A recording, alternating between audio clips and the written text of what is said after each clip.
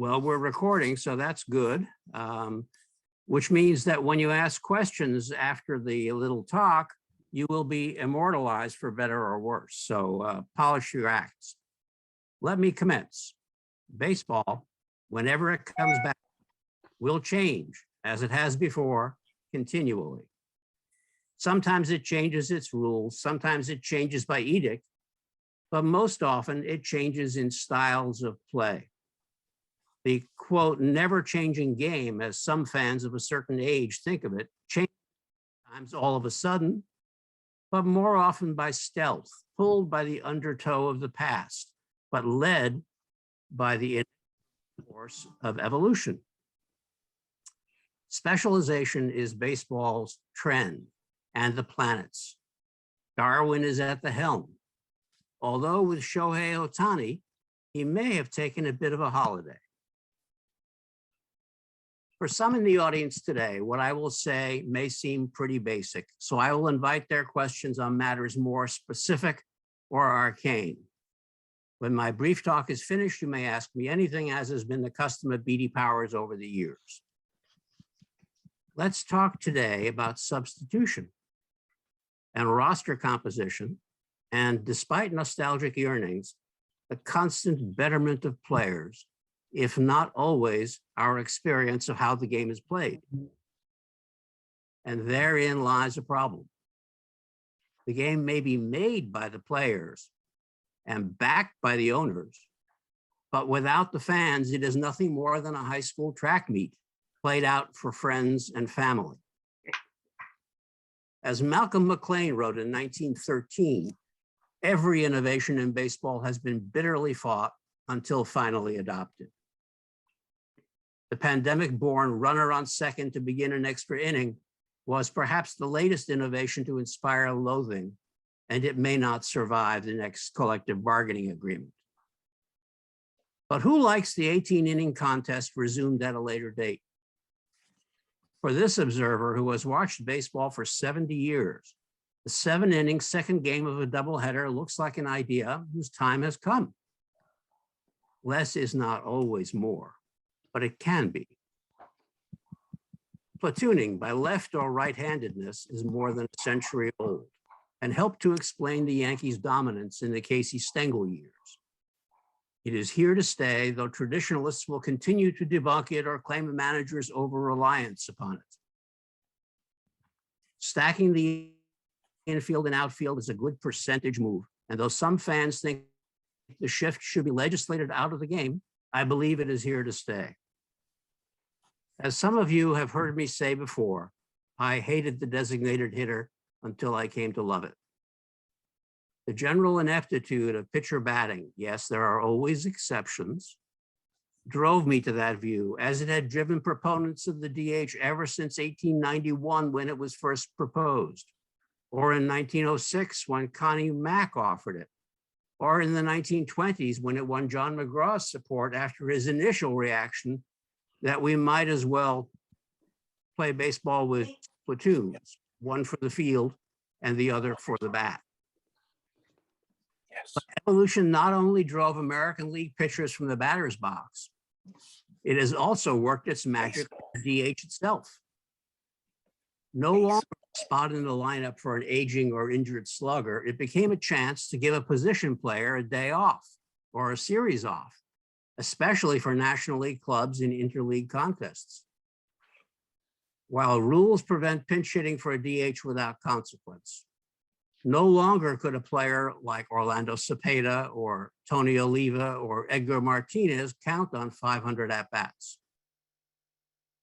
Every manager looks for an edge, and in the age of sabermetrics, so does a front office. Roster construction is designed to provide 12 to 14 slots for pitchers, 8 to 10 for starting players, keeping 2 catchers has long been thought prudent, and Swiss Army knife flexibility for the rest.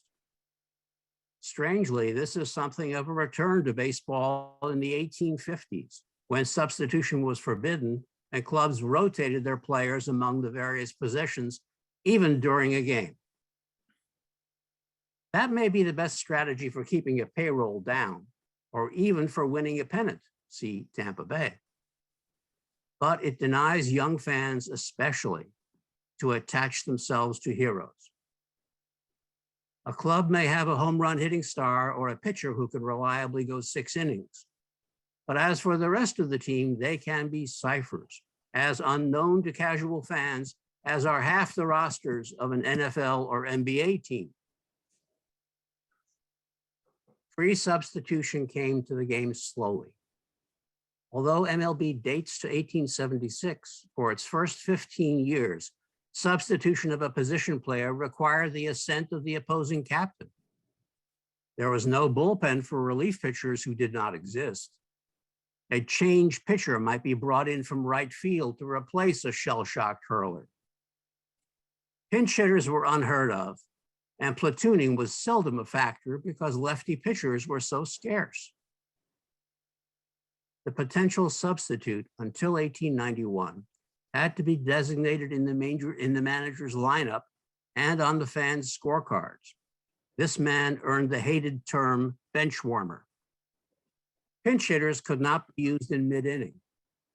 So even with carrying a spare catcher and 2 or 3 starting pitchers, a roster ran from 12 to 15 as the 20th century beckoned. Today, with rosters fixed at 26 and various exceptions permitting weekend call-ups, the manager's hands are tied almost as much as they were 125 years ago, given that of his 26 men, at least half will be pitchers. The term starting pitcher is better understood by most clubs on most days as opener, a bullpenner who might go 1 or 2 innings, but under no circumstances would see the batting order turn over. Analytic studies have shown conclusively that even an established starter tends to incur risk on his 3rd time through a lineup. And then there is the great case of reverse Darwinism, the individual who bucks the trend. Person of Shohei Ohtani. Not since Babe Ruth more than a century ago have we seen a man embrace the 2 archetypal opposing forces in the game, batting and pitching, on a regular basis with such success.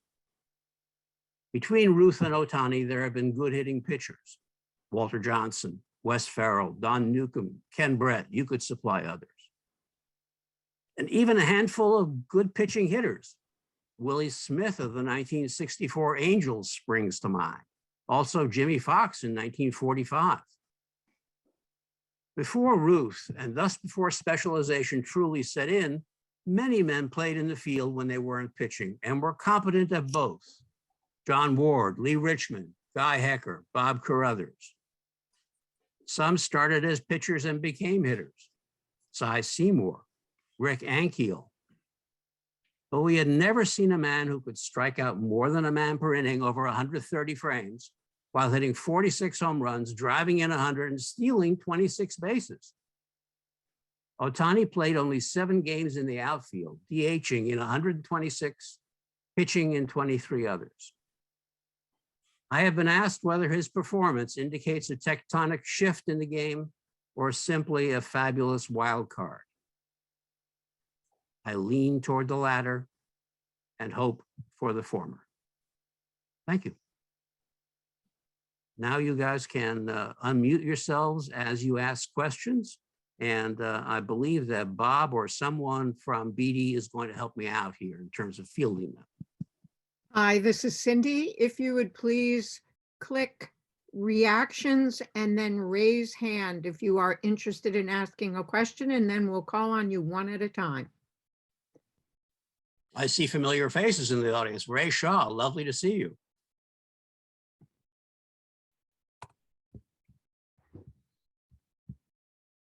So who's going to break the ice?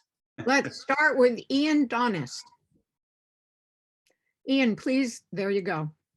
Hi, John. Thank you so much for your talk today. It's a pleasure to interact with you virtually. As you say, the game has been changing throughout its history.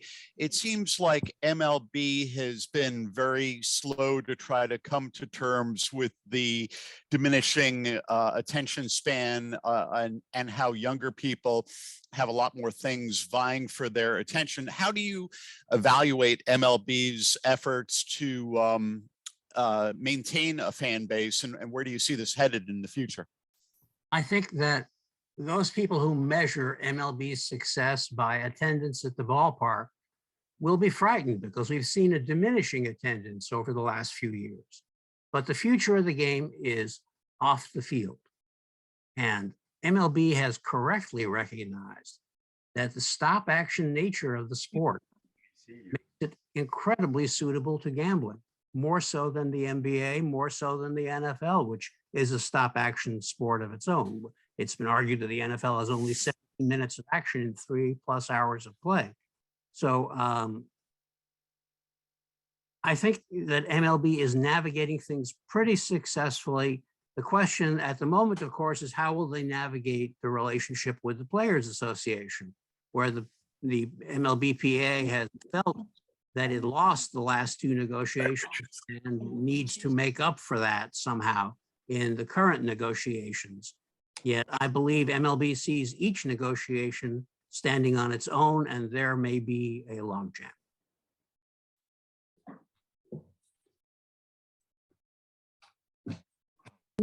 Our next questioner is Edelbar 1. You can unmute. Mark, how are you? How are you, John? You hear me? I can. Can we see you? That would be good. I don't know why you can't see me. It says that it's blocked at the source, so Yeah. you guys must have shut us out. All right. We will presume that you have a neck as well as a I head. have a face, yes. Yeah, okay.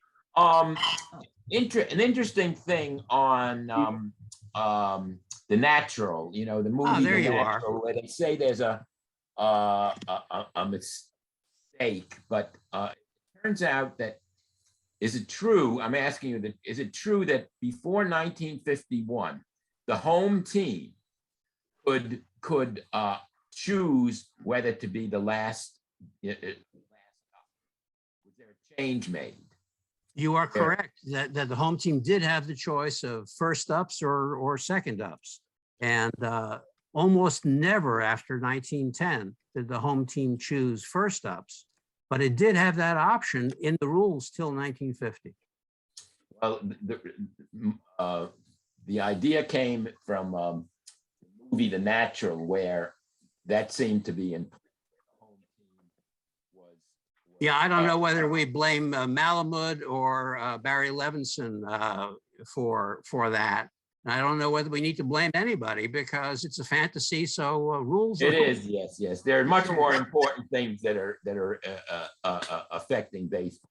Indeed, but if you've been on Twitter lately, you know that people will not be arguing about the big things in life, but instead about the small. All right, then. Thanks a lot, John. My pleasure. Our next questioner is Tony Malika. Hey, Tony. Thank you. Hi, John. What team did you grow up rooting for? Brooklyn Dodgers. I came to this country at age 2.5. My parents are Holocaust survivors, so I was born in a displaced persons camp and very early on identified as an underdog. So if you're an underdog living in the Bronx, you have a conflict. You can't really go for the Yankees, and the Giants were not an option when the Dodgers had Jackie Robinson. So for me, it was a natural affection for the Dodgers, to the extent that when they moved to California in 1958, I continued to listen to them on shortwave radio because I thought they were just taking a holiday and will be back any moment. Thank you, John.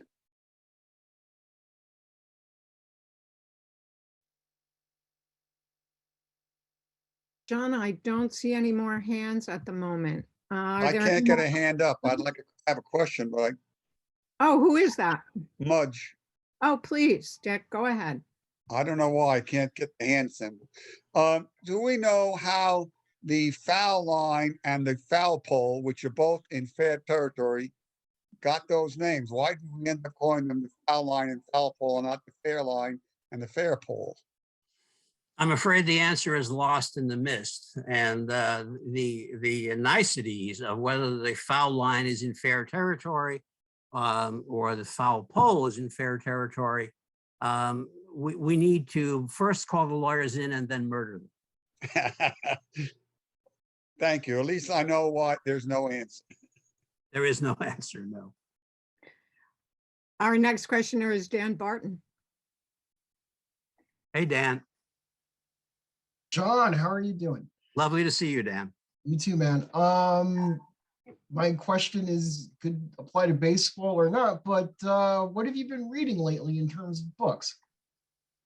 I have been reading short-term stuff just as I have been writing short stuff. Ever since Baseball in the Garden of Eden, which only took me 28 years to complete, I got tired of the long-form stuff that pays off after years of work. So I write at Our Game, the blog. It's ourgame.mlblogs.com. Mhm. I write there every week. So what interests me from week to week tends to be early baseball. So that these past 2 weeks, I've written about the Red House grounds, a kind of lost ballpark of a lost ball club, the New York Gothams, who actually preceded the Knickerbocker. So the kinds of things that have interested me all along continue to result in my scribbling, but not at book length. Do I have one more book left in me? Well, I don't know that I do.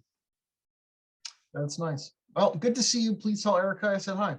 I will indeed, Dan. Thank you. Our next questioner is Dominic Frank.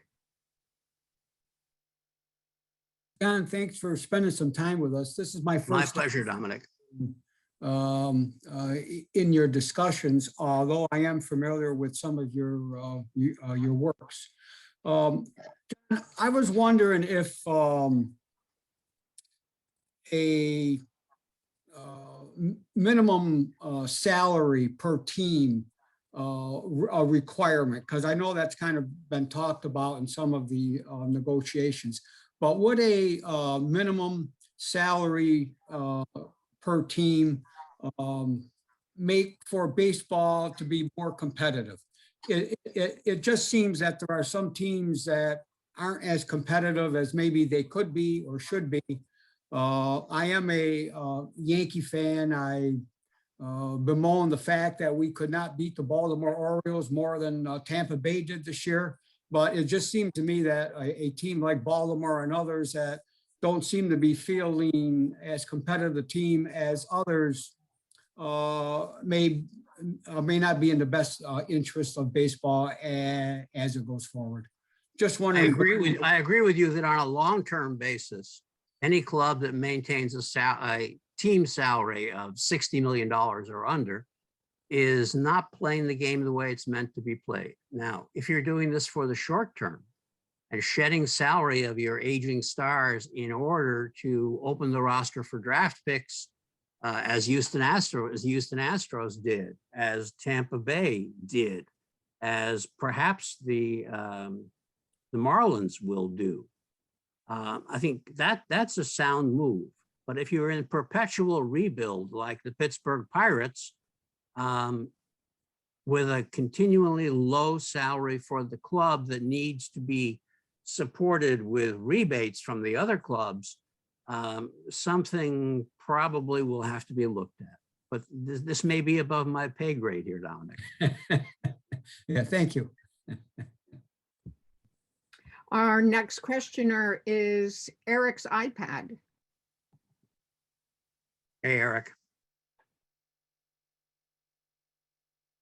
Sorry, struggling with the mute button. As a scholar of the early game, you've written a lot about rules and rules changes over the years.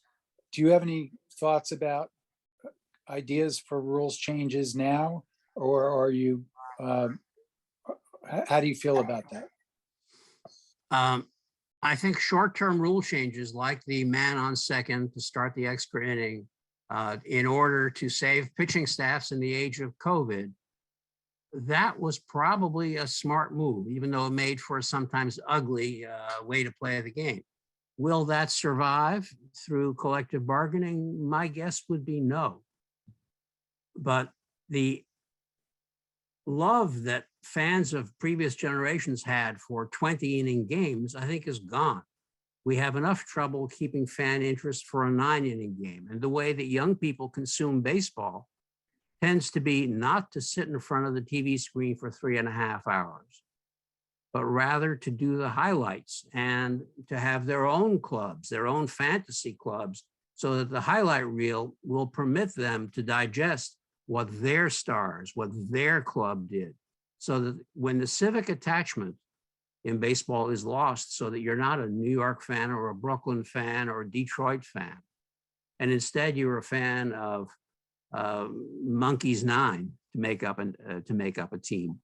I think something valuable is gone, but it may be gone in the culture too. And baseball has this way of reflecting culture and maybe sometimes forecasting it.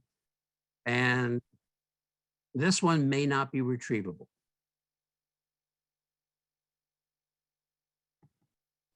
Our next questioner is Paul Moehringer. Morning, Joe. Good afternoon, John. Hey, Paul. I just wanted to give you a good trivia question. I'm not sure if you've heard this one before. I have not heard this asked, but the answer is somewhat topical, I feel. Going back, I would call the modern era. So since 1901, who holds the major league record for most runs scored in the final season of their career? Gosh, trivia is something that I typically turn my nose up at, because for many people it equates to history, and I believe history is greater than trivia. So even to play a game of trivia, which I'm generally not bad, is, how shall I say it, a step down for me. I don't like it. Your question, to which I do not have an answer, I'm thinking last season, who hit a lot of home runs? Dave Kingman hit a lot of home runs in his last season. So that would be my guess. I'm sorry about that then. No, it was just Joey Cora, actually. It was just a little tidbit. I actually thought it was Shoeless Joe Jackson is actually second on the list with 105. Well, of course, we're going to see Cora again on the third base line for the Mets. Recent. That's why I threw the question out there. Recent Met coach. It was. Well, I appreciate that. I appreciate that knowledge. I appreciate that knowledge, but will not inflict it on anyone else. Our next questioner is Jeff Shames. Hi, John. Thank you for being here. Hey, Jeff. My question is about possible team movement or expansion. Yeah. In particular, I feel really bad that the Montreal Expos moved to Washington. I was glad to see Washington get a team, but felt bad that Montreal lost their team. And with teams like the two Florida teams drawing so poorly, I'm not sure whether through expansion or team movement, how do you see it? Will things shake out? Where will teams end up? And might there be more expansion teams? Thank you. The split squad notion of Tampa playing half of its games in Montreal has been aired seriously. It does not seem to me like a serious idea, because it breaks the civic attachment and forces players to have 2 apartments for the season rather than 1. So there are logistical issues as well as those of allegiance. I would love to see baseball return to Montreal, but the problem has not been that Montreal is in a different country. The problem is that Montreal cannot get financing for a new ballpark, and nobody wants to return to the Big O, which was a dilapidated field in its last years. So if the Bronfman family can attach to its core investment other investors, and they can actually build a new ballpark with a commitment, then I think MLB is ready to return to Montreal. But it's such a big if. Absent investment, the idea of looking at the worst attendance in baseball and saying, well, Montreal could easily attain that, that's not good enough to make the move. And that's why Las Vegas or Portland are perhaps more promising venues for expansion or relocation. Right. Well, that makes sense. It's just with in Las Vegas, it probably need a dome stadium, and You would. Absolutely, you would. I really prefer baseball outdoors. Sure, and nobody likes artificial grass, but it can be a fact of life. And I think I saw it on the Burns film in the opening moments. Who was it who said that? It might have been Costas, who said that even under a dome on artificial grass, baseball is still beautiful. And I agree with Bob. True, but on a summer evening, it's beautiful to be at a ballpark outdoors. Outdoors is best. Thank you. I'm with you. Our next questioner is Harvey. Hey, John, good afternoon. How are you? Hey, Harvey. Good. Hey, question for you. Kind of alluded to this a little bit with the stop-start nature of the game, putting a runner on second and trying to do things to speed it up and make it more interesting. But I worry that there's a whole younger generation that we're just missing out on. And I'm also wondering, is there even a way to get to them? And looking at the people on this call, we're all probably on the other side of 50. If this were an NBA or an NFL call, there'd be some younger kids there. And I just, my son grew up, he was a lacrosse player. He didn't want to play baseball, because he didn't like the stop start. Are we in a place where, I don't think we want to dramatically change the game, but are we in a place almost like boxing where we're just going to kind of go the other way? Or is there a way to get a younger generation of kids back into the game? Well, I think the way to get them back into the game is to get them to play the game. And that's going to start at the lowest levels. And that's T-ball and Little League and Babe Ruth and their equivalents. And if you don't play the game, I think it's hard to be a fan of the game. It's hard to come to the game in your 20s or 30s and say, I never played it, but I like it. I think baseball has a mysterious tug, which is that of the past and the promise of a future. But if you don't experience the tug of your own past, I think that breaks the bond. So the RBI program, Return Baseball to the Inner Cities, is a brilliant move. The support of baseball in the DR and Puerto Rico, and pretty soon, I'm hoping, Cuba, will be a good move for MLB too. This is the talent hotbed. And just as we watch hockey and don't think, well, that fellow's from the Czech Republic or the Soviet Union, therefore I can't root for him as a New York Ranger or Boston Bruin, we don't think about Latino players. We don't think about them as being somehow disqualified from playing for the Mets or the Yankees or the Red Sox.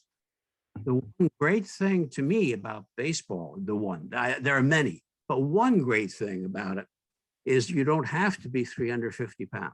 You don't have to be 6'8". You can be Dustin Pedroia size and be a star.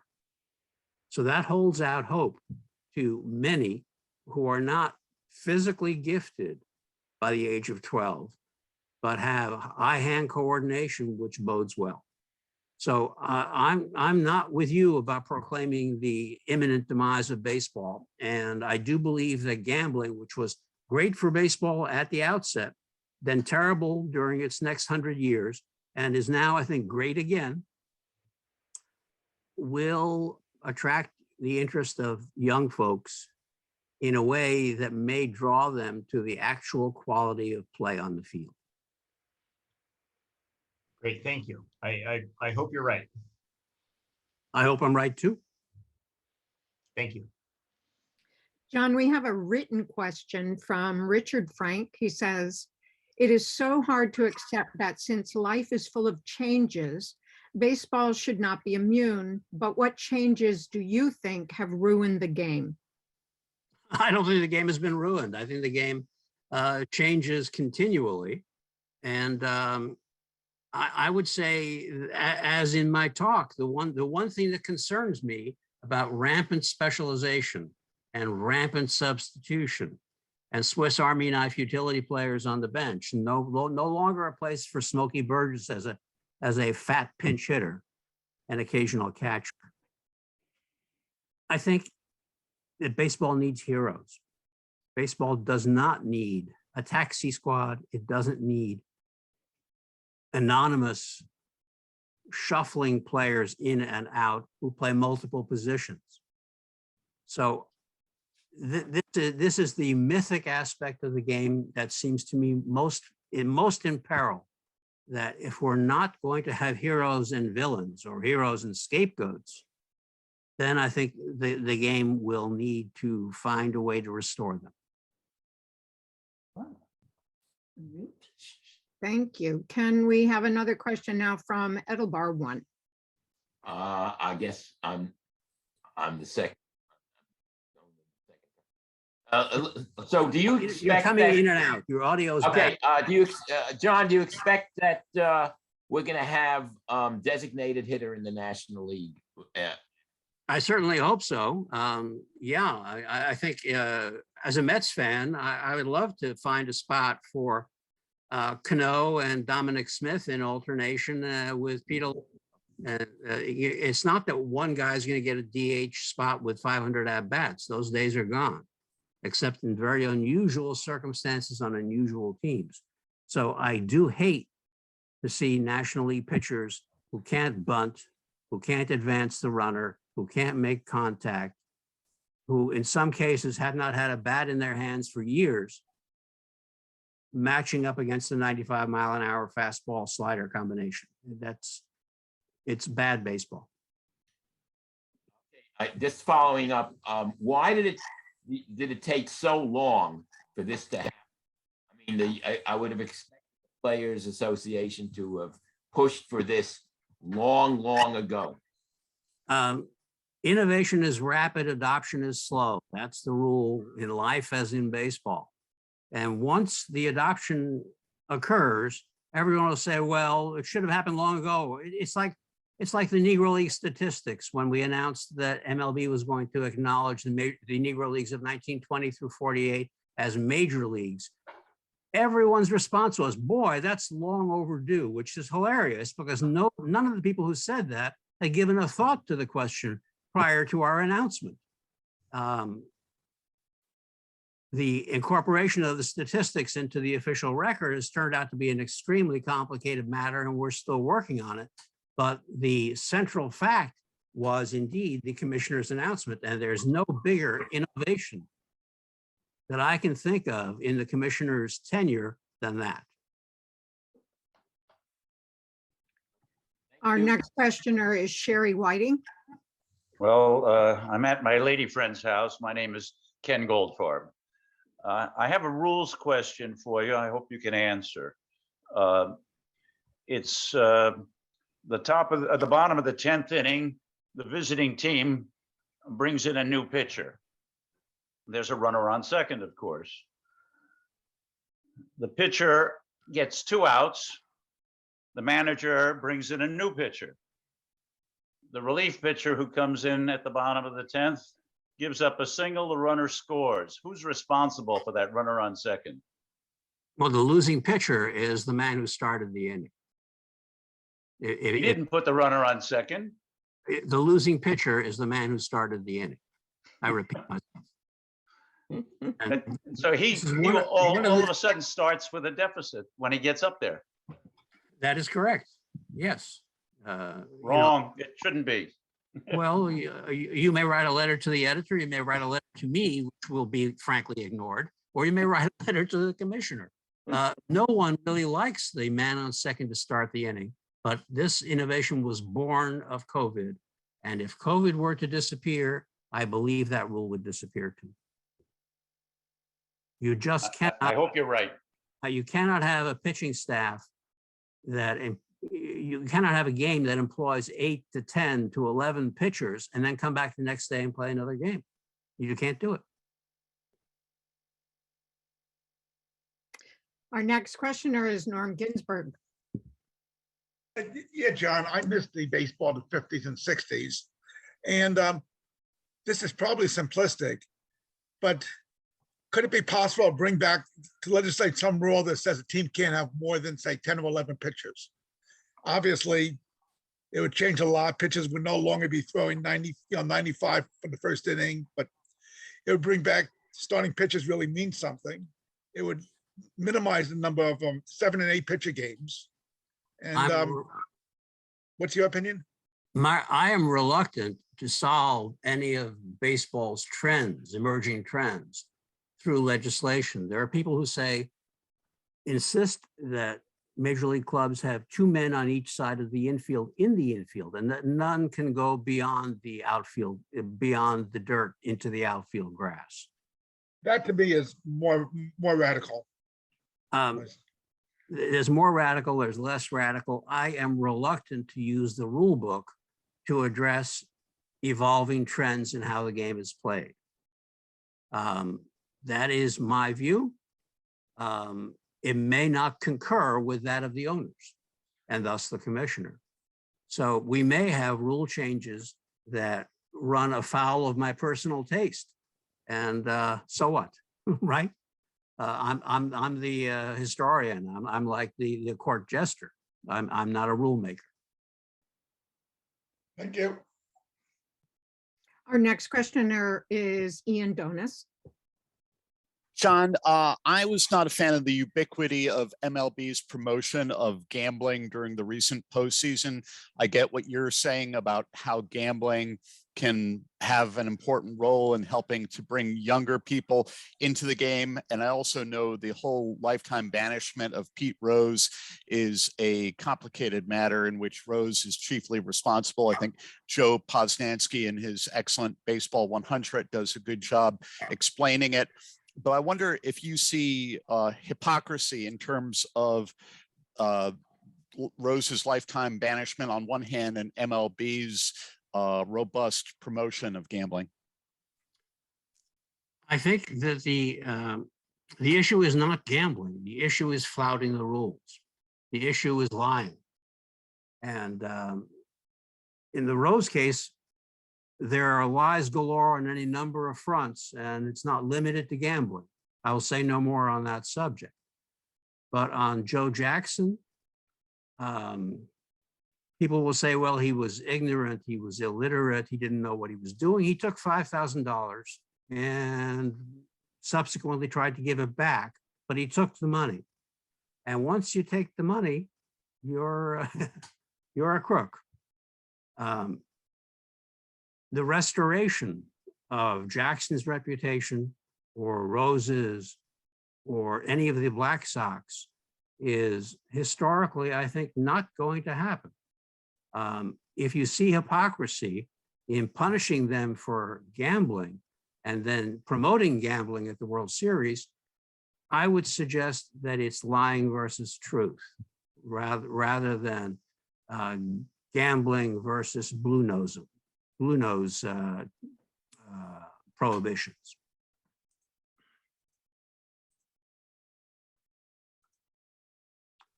Who's up next? We got Ray, we've got Dick, Right. we got Tom. Let's go with Thomas Gilbert, please. Hi, John. Tom. As we both know, until the late 1860s, baseball at the top competitive level was controlled by an organization of amateur clubs who were self-constituted and governed themselves. And starting in the late 1860s, we had professionalism, and then the first National Baseball League, which was professional, although there were different economic models in that period and how players were paid. Of course, in 1890, there was an experiment with a union running its own baseball league.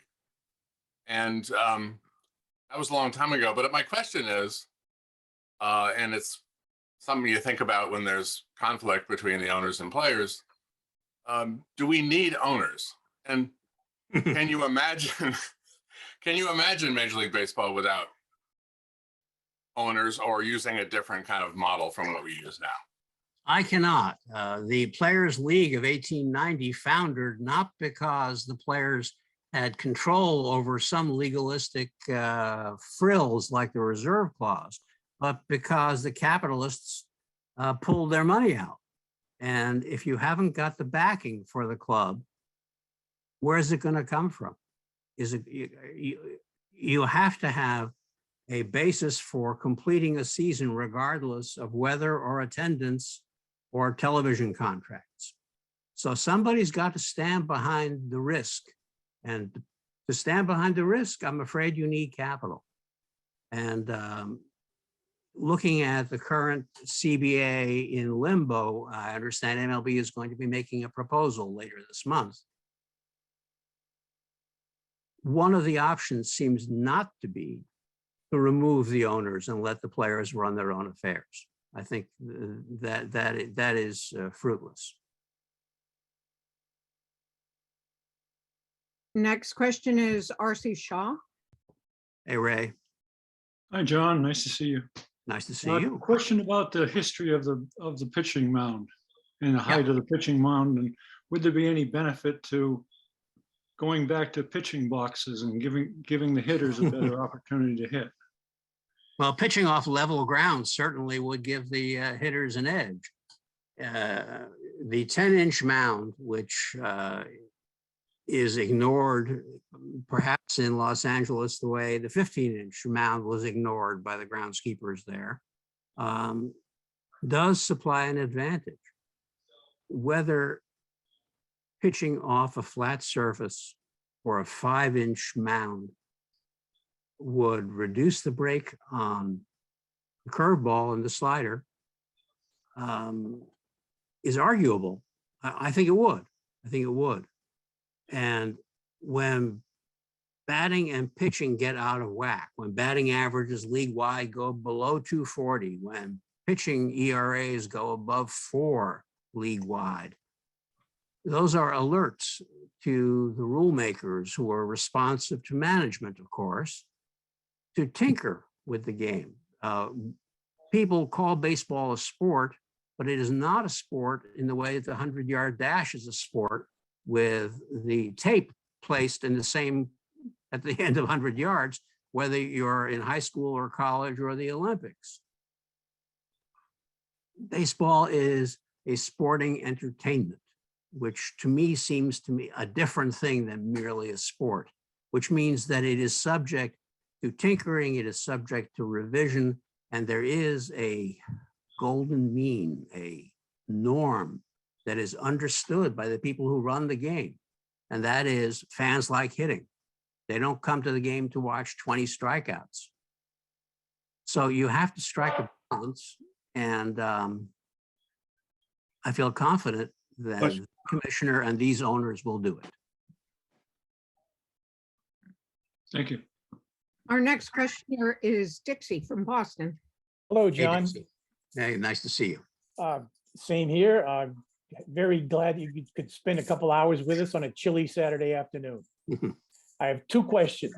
The first one doesn't have a numerical answer, but as someone who's done baseball research for 40 plus years, what is your feeling in terms of an answer for the question of how much research have you done where you thought of something and gone after it and specifically looked for it, as opposed to running across something very interesting by pure dumb luck? It's smart to be lucky. It's smart to be dumb. If you leave yourself open to experience, and if you leave yourself open to twists and turns, you will be a better researcher. You will not merely find what you were looking for, but you will find the things you weren't looking for. That to me is one way of describing baseballreference.com, which is fabulous for when you're looking for something in particular. It will help you find it quicker than opening Total Baseball and looking for the particular page of the particular player or pitcher. But with Total Baseball, you can flip through the pages in a way you can't do at baseballreference.com. You got to know what you're looking for. So I'm with you that there's some combination of knowing what you're looking for and finding what you weren't looking for that makes a successful researcher. I'll give an example. Just this past weekend, I was doing a story on the Red House grounds, which were in East Harlem. And I wondered, why they were called the Red House when I saw no picture depicting a house that was red. The house that was always shown in a corner of an image of a stable was yellow. Then I read in an 1830s newspaper that the Red House grounds were named for the famous Red House grounds on the Thames north of London in Battersea. And though that house and those, which was a pigeon shooting ground next to a mammoth red house, gave the name to this ball field, whose central point was a yellow house. Now, had I been looking for what was the color of the red house, I might never have found it. So I stumbled into something that I thought was pretty sensational. Okay, good enough. Now you have a beautiful backdrop there of a huge bookcase. I'm wondering if there are one or two books in that huge bookcase that are your favorites. Glory of Their Times is one. The Harold and Dorothy Seymour's baseball volumes 1 and 2. I like volume 3 far less. Were also shaping books for me.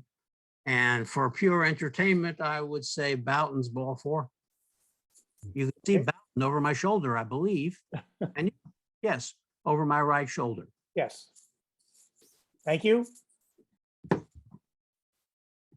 Our next questioner is Francis Kinlaw.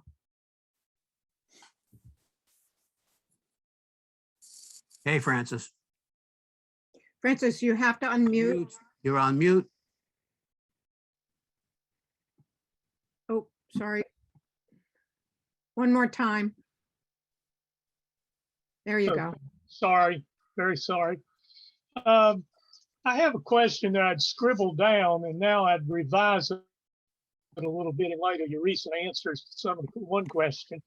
I was going to ask, why is it generally assumed that the placement of a runner on second base in extra innings will not survive the current negotiating process? Because aside from a dislike for the recent change in the rule, why would either the players or the owners be strongly opposed to the continuation of the status quo? Of course, John, you explained a few minutes ago that really nobody likes that new rule, and that I assume is the answer to that question. But now I'm wondering, because we would all hope that the agreement would be reached between the Players Association and the owners before, well, we'd like for the COVID situation to end quickly, but if apparently the negotiation process may be completed before the COVID situation is eradicated. And if that's the case, would the placement of the runner on second base be eliminated? Whether it's subject to the CBA or whether it's really an owner's decision, I can't say. I'm not clear on that point. This is a rule that everybody hates, but it has the salutary effect of keeping extra inning games in a range that's manageable, 10, 11, 12, 13 innings. That's a desirable end. You have a better way of getting to that desirable end than this undesirable rule? I don't. So I can't say for sure that it will survive or that it won't survive. This is again above my pay grade. But if you hate it and I hate it and everybody else hates it, the question is what's going to come in its place if we can agree that 18 inning games are a bad thing. Yes. Okay. Thanks. I guess they could possibly end that negotiation by saying it'll go as soon as the COVID situation is alleviated. Well, you don't want to make that rule change in mid-season. We have had mid-season rule changes before, and it's not without precedent. But you would like to have the rules on opening day be the same as the rule in the final day of the World Series. Could you say, is it imaginable that they could negotiate that it would be used again in the 2022 season and be reevaluated prior to that. And that would, even though the CBA may continue longer than 1 year. I can't even say that this rule is a function of the CBA in the way that the designated hitter rule has been held as a bargaining chip. I don't know that it's a bargaining chip. I think players and owners have both agreed that it's got to go. But what comes in place is the question. Yes. Okay. Well, thanks very much. It's nice to see you and appreciate your time today. My pleasure, Francis. And another question from Harvey. Thank you. John, for 2028, is there any possibility that we could get baseball back into the Olympics as they're coming back to LA? Is that a good idea? And would the players even go for it? I'd love to see it. I enjoyed it in '84, but would love to get your thoughts. Olympics and baseball have had a very spotty history, as you know. We had trials in 1912. We had actual contests in 1936. The 1984 squad introduced us to people like Mark McGuire. So it is a launch pad for some careers, but does it fit with the spirit of amateurism? Do we send our best collegiate and minor league players, or do we send the pros the way the NHL has thought about doing in previous Olympics, although that's not the case this year? I don't know. The Olympic structure has as many bureaucratic tangles as MLB and the MLBPA have between them, and more beyond. So navigating 3 separate sets of regulations seems to me not worth the candle. The effort does not seem worth the candle. And the Olympics is something that I do not favor for professional baseball at the top level. And do we need it to serve as something beyond the College World Series? I'm not sure that we do. Thank you. And a question from Richard Davis. Hey, Richard. Yes, John, thanks so much for all that you do. Following up on that question about the Olympics, this seems to strike a chord with me. I see that from the earliest days that baseball aspired to be an international game. And I look with envy on the Euro Cup and the World Cup excitement that's generated in international soccer, or football, as the rest of the world calls it. What would it take, if not the Olympics, to inspire that level of competition that would truly excite global audience? I think baseball has to go to where the population centers are. I think it needs to increase its exposure, not in Europe, but in Africa and in China. And both of those are very substantial obstacles. If baseball is to become the bat and ball sport of the world, as cricket has been, then I think that's where you've got to go. And to the extent that, you know, we have African-American representation in baseball cut by 2/3 from what, 19% down to 7 or so. But we have Latin American, Hispanic participation up from 5% to 32, 33%.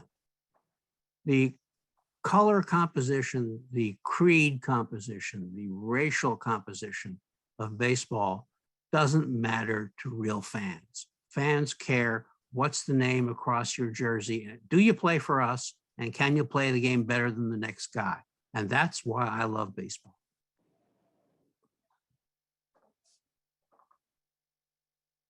Thank you very much.